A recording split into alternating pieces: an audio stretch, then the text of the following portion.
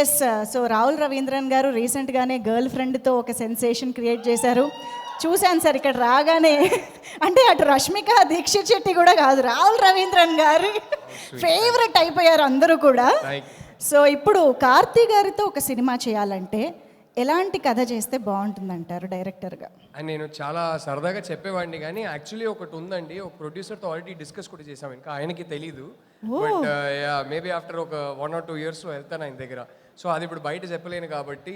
1 or 2 years okay. But ఆయన comic timing అంటే నాకు చాలా ఇష్టం అండి.